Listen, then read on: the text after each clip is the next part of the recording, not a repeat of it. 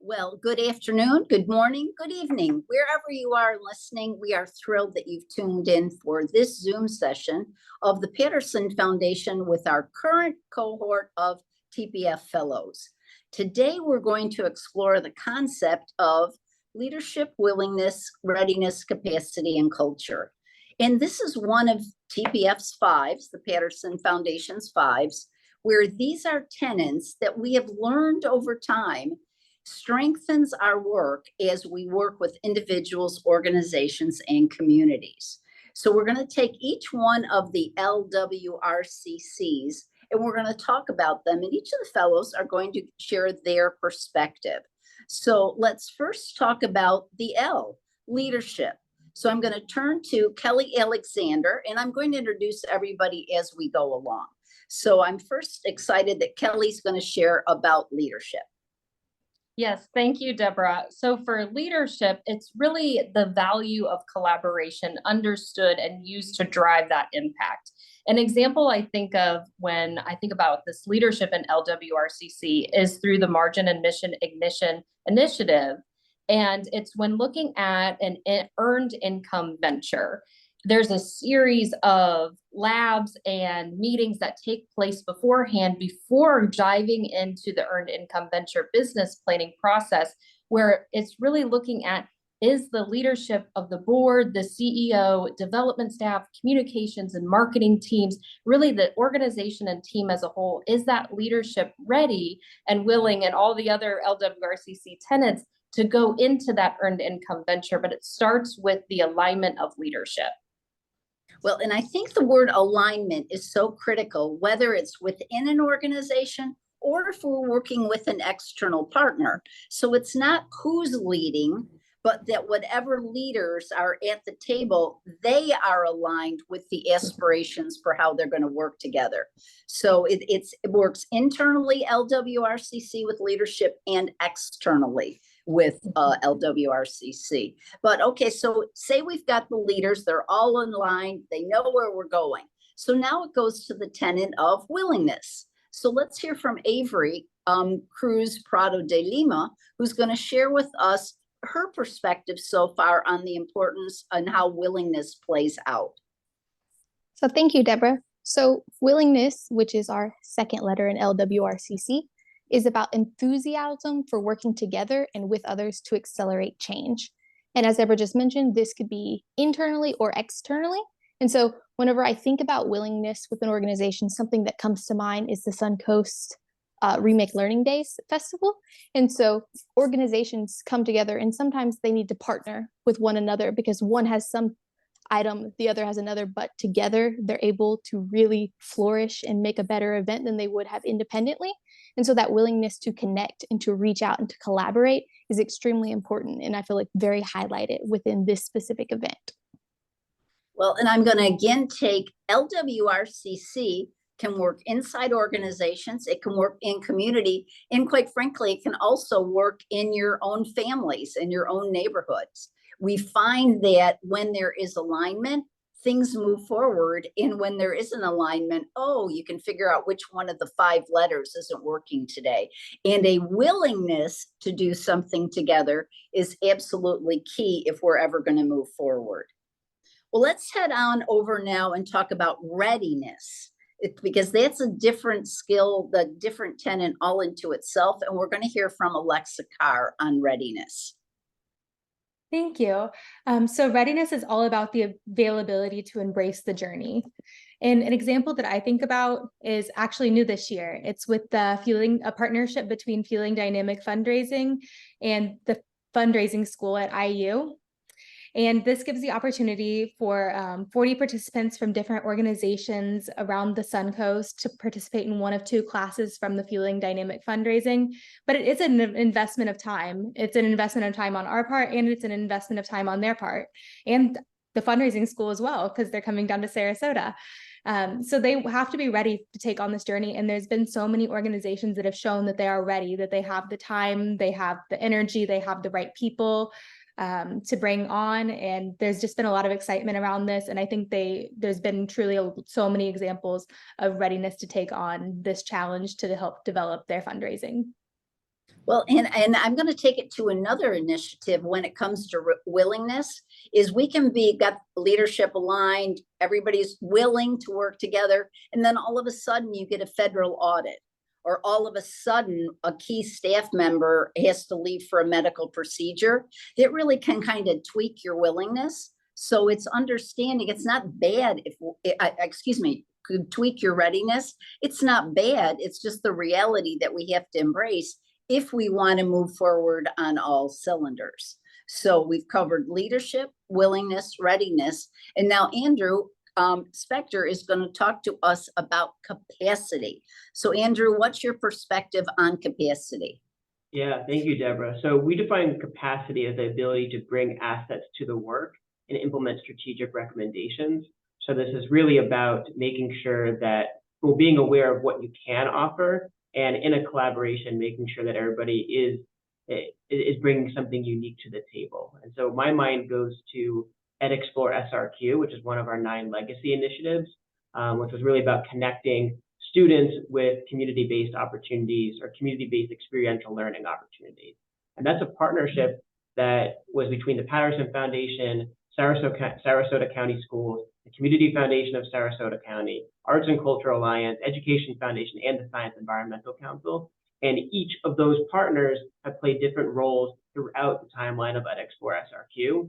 And for them, that was just, they have certain assets they can bring to the partnership. And so they're aware of that, and they all came together to make it happen. Well, and when we talk about assets, this also plays out in asset-based community development, and also in the mentality where so many people might have a scarcity mindset. Everybody's got something in terms of capacity that they can bring to the table. And it's amazing when everybody gets that opportunity, we move from a scarcity mindset into collective enoughness or collective abundance. So it's fun to watch it play out in organizations and in community. Well, we're going to all talk now about culture, because we have heard the phrase more times than one that culture eats strategy for lunch. So when we think about the importance of every one of our 5 C's are important: leadership, willingness, readiness, capacity, and culture. But how have you seen culture be critical, or, it didn't work because of the cultures? So who would like to go first and share something as an example of how culture plays out? Alexa? So I really see culture play out in the study away. I think that on IU's part, the partnership between the Patterson Foundation and IU, it really speaks a lot to the culture between the organizations that this works out. But then also going further, the organizations that choose to spend their time working on the consulting projects with the students truly show that their culture aligns with these passionaries and possibilitarians as well. Those are big words. All right. Okay. So we saw it through study away. How about other culture examples of it works or it doesn't, Andrew? My mind goes again to EdExplore-SRQ. So through my role as a fellow, I have the opportunity to do an impact report and think about strategy for EdExplore-SRQ moving forward. And I'm doing that in partnership with the Community Foundation of Sarasota County and through some relationships with the school district too. And in my experience so far on this project, it's really clear that I'm working with passionaries and possibilitarians that are really ready to say, what if, to think about what the possibilities are moving forward. And that's made the project what it could be. And if it wasn't that case, then we wouldn't be able to have, I think, such an imaginative process in the project that we're working on. Yeah. So it's coming from again, that culture of I want more, I want different, I want better, I want something that isn't the status quo, is what you strive for when you're working on community or project change.